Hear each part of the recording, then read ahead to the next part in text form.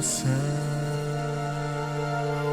encontro calma, na oração encontro paz. Orar a Deus faz bem minha alma, falar com Deus me satisfaz.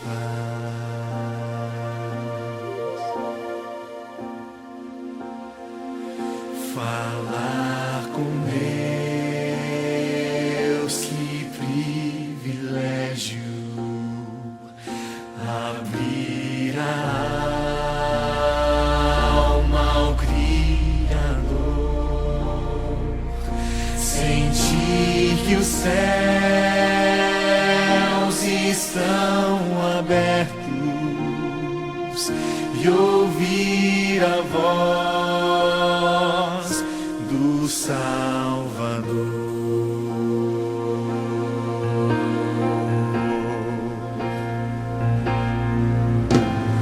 Grande é o nosso Deus e as obras. Alô, meus queridos irmãos, minha querida Primeira Igreja Batista em Éden, você, meu amado, que está me ouvindo, me acompanhando, a minha oração sempre é que Deus nos abençoe. Enquanto nós estudamos a palavra de Deus, Deus sempre tem algo novo a nos passar. Ainda que sejam versos que você conhece, sabe de cor, recita e tal, mas Deus está sempre falando coisas novas ao nosso coração. Então, minha oração é que Deus nos abençoe.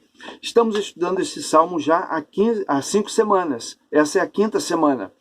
E nesta semana nós estudamos como passar por vales da sombra da morte, e aí nós vimos o remédio de Deus para esse tratamento, como se fosse uma vacina, um antídoto, para cuidar de nós e tratar a nossa alma durante a passagem por esse vale da sombra da morte.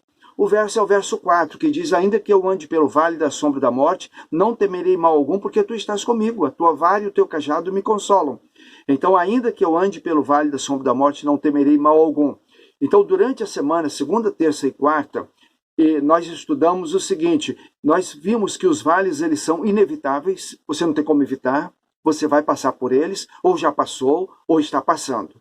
Eles são imprevisíveis, você não pode prevê-los, você não pode agendá-los, você não pode marcar na agenda quando é que vão acontecer, eles são imprevisíveis. Eles vêm normalmente no momento que você menos esperava e você diz: mas logo agora, parece que as coisas vêm no pior momento. Então eles são imprevisíveis, eles são imparciais, eles são como que democráticos, eles vêm para todo mundo.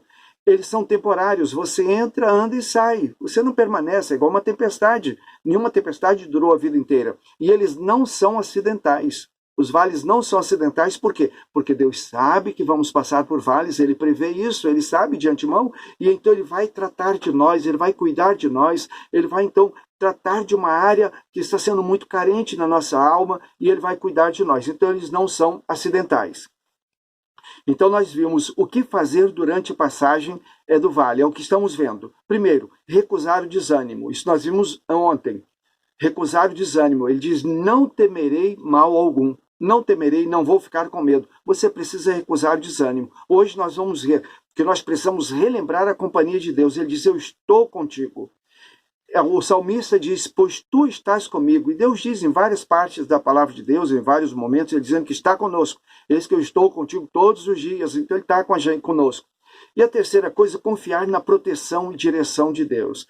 Proteção e direção. A tua vara e o teu cajado nos consolam. Então Davi lembra que a vara e o cajado do Senhor, eles nos conduzem de forma a nos dar consolo, a confortar a nossa alma, a nos aquietar, a nos acalmar. Então essa vara.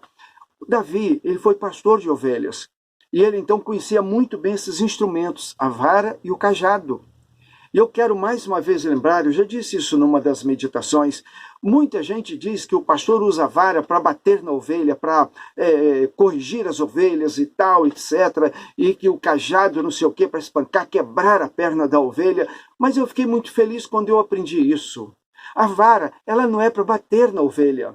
O pastor não está ali para bater na ovelha, para espancar a ovelha. A vara era um instrumento que era usado para afugentar as feras que vinham para maltratar, para ferir as ovelhas. Então o pastor usava aquela vara, eles tinham uma forma de jogar aquela vara, e muitas das vezes eles conseguiam fazer com que aquela vara ela entrasse nas pernas da fera que estava ali para ferir as ovelhas, e aquela fera, então, no que ela estava correndo e a vara entrava nas pernas dela, ela caía. E ela, então, amedrontada, fugia. E era, então, a vara era usada para proteger o rebanho e não para bater no rebanho. O cajado era um bastão com aquele arco na ponta. Então, o cajado não é como muita gente diz, para quando a ovelha está muito fugitiva, então ele quebra a perna da ovelha para ela ficar perto, ali junto do rebanho, perto do pastor. Nada disso. O pastor usava aquele cajado, então, com aquele gancho, quando a ovelha se escorregava, e ela ficava, então, no despenhadeiro, e ela ficava ali correndo risco, o pastor ia com muito cuidado e enfiava aquele gancho dentro da pata, debaixo da pata da ovelha, e ele puxava a ovelha para perto de si. Então, o salmista diz, a tua vara e o teu cajado me consolam. Essa vara, esse cajado não traz pavor, não traz temor, não traz medo para a ovelha, traz conforto. A ovelha, quando olhava para o pastor, ela percebia, ele está armado para me defender. A vara e o cajado eram armas nas mãos do pastor para defender a ovelha, para proteger a ovelha. Amém?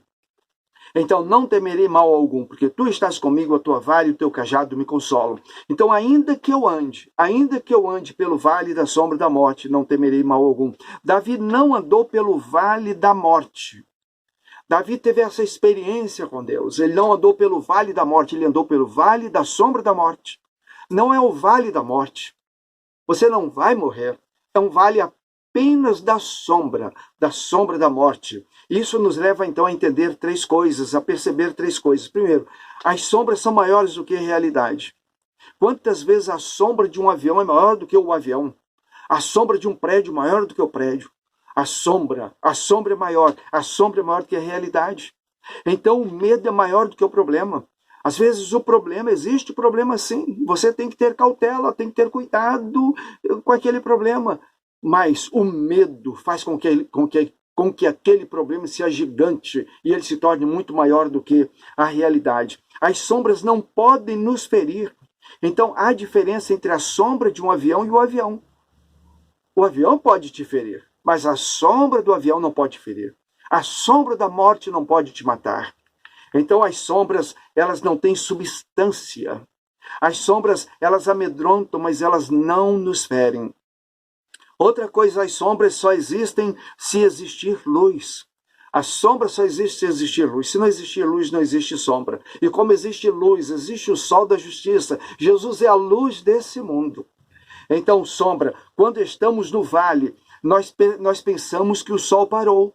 Porque a gente está lá naquele vale, no vale da sombra, e parece que o sol parou. Nós pensamos que Deus morreu, ele não morreu. Quando você sentir medo, não olhe para a sombra. Olhe ao oposto da sombra. Quando você olha para a sombra, você vê a sombra, você fica assustado. Quando você olha para o oposto da sombra, você vê a luz. Só existe sombra porque existe luz. E no oposto da sombra está a luz da justiça, está o sol da justiça, está o Senhor Jesus. Ele diz, eu sou a luz deste mundo. Então não fique olhando para a sombra. Vire as costas para a sombra e olhe na posição contrária. Olhe para Jesus. Em João 8,12 ele diz, eu sou a luz do mundo. Quando olhamos para Jesus, nos descansamos. Para onde você está olhando? Nessa pandemia, nessa quarentena, você está olhando para onde? Talvez para problemas, talvez para desemprego, talvez para questões financeiras, talvez tantos problemas, talvez para enfermidades. Olhe para Jesus, mude o foco da sua vida. Você pode escolher continuar olhando para os problemas, olhando para a sombra, e você pode escolher mudar o foco e começar a olhar para Jesus, olhar para o sol da justiça, olhar para o pastor que está nos conduzindo. Então, diante da graça e glória de Jesus, não olhe para a sombra, olhe para Jesus. O Salmo 34, verso 19 diz, o homem justo passa por muitas adversidades, mas o Senhor o livra de todas. O homem justo passa por muitas adversidades. A palavra de Deus sempre trata de forma genérica: homem, mulher, jovem, criança. Então, o homem, o ser humano passa por muitas adversidades. Mas o Senhor o livra de todas. O cristão também passa por adversidades, bons e maus, salvos e perdidos. Cristãos, evangélicos, católicos, muçulmanos, budistas, todos passam por adversidades. Mas o homem justo, aquele que teme ao Senhor, o Senhor o livra de todas estas adversidades. Então a diferença não é a ausência de vales, mas a presença do Senhor. A palavra de Deus diz que Ele é o nosso Emanuel, o Deus conosco. Ele está conosco. Então, recapitulando, fechando essa semana, eu quero fazer uma recapitulação breve sobre as 5 semanas. Primeiro, na primeira semana nós estudamos o remédio de Deus para a ansiedade. O remédio de Deus para a ansiedade. Então nós estamos vendo aqui 7 causas que podem te levar ao estresse. Se você começar a ficar ansioso, é o primeiro passo para você começar a ficar com essa ansiedade, você pode chegar a um estresse total. E aí nós estudamos o primeiro verso: o Senhor é o meu pastor, nada me faltará. Na segunda semana, estudamos o remédio de Deus para a inquietude. Aí estudamos o segundo verso: Ele me em pastos verdejantes me conduz, me leva a águas tranquilas. Na terceira semana, estudamos a segunda parte desse verso, quando nós lemos nós estudamos o remédio de Deus para a cura emocional. Ele restaura a minha alma. A primeira parte do verso 3. Ele restaura a minha alma. Na quarta semana, estudamos o remédio de Deus para a indecisão. Ele me guia por caminhos de justiça. Então, se você está indeciso, o que fazer, que caminho tomar, Ele te guia. Se você está com a emoção abalada, Ele me acalma, Ele refrigera a minha alma. Se você está inquieto, Ele te conduz a águas tranquilas. E nesta semana, nós estudamos então o remédio de Deus para a gente passar por esses vales da sombra da morte. Então não temerei mal algum, porque tu estás comigo. E na semana que vem, nós vamos ver então como ser restaurado das amarguras. Nós vamos ver o verso 5. O verso 5 do Salmo 23 diz: preparas um banquete para mim, na presença dos meus inimigos. Tu me honras, ungindo a minha cabeça com óleo e fazendo transbordar o meu cálice. Pode ser que você esteja passando por momentos difíceis, nesse vale da sombra da morte. Você esteja passando por momentos difíceis. Talvez você esteja sentindo muita dor, talvez sofrimento, talvez acidentes, talvez enfermidades. Talvez você esteja passando por momentos assim. E a maioria dos nossos problemas emocionais, a maioria, são causados pelas pessoas que nós mais amamos, por pessoas que nós queremos muito. E às vezes são de forma acidentais, às vezes são de forma acidentais e às vezes não acidentais, às vezes são de forma intencionais. Às vezes as pessoas querem nos ferir e nos ferem, às vezes não querem nos ferir e acabam nos ferindo. Então nós vamos ver 5 coisas que não devemos fazer quando passarmos por momentos de sofrimentos.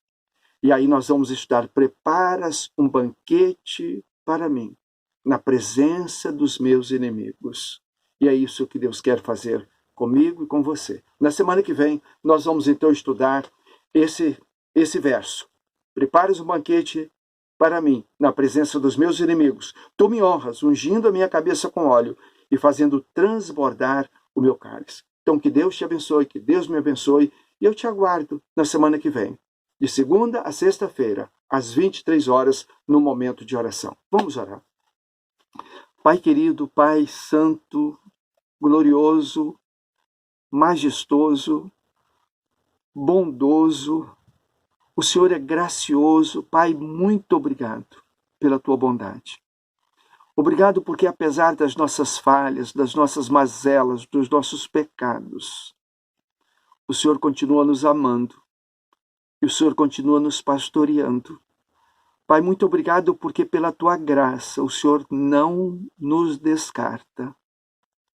O Senhor continua fazendo conta de cada um de nós. Pai, obrigado porque nós somos importantes para o Senhor. ainda que não sejamos tão importantes, às vezes para familiares, às vezes para o patrão, para os empregados, às vezes para colegas, para sócios, mas para o Senhor nós somos importantes, nós temos valor. Louvado seja o teu nome, Pai, porque nós somos ovelhas queridas do Senhor.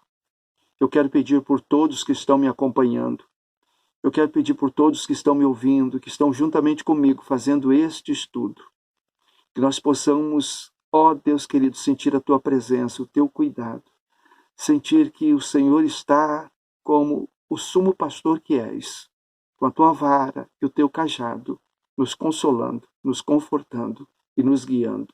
Pai, eu te louvo, eu te peço, em nome de Jesus. Amém. Amém.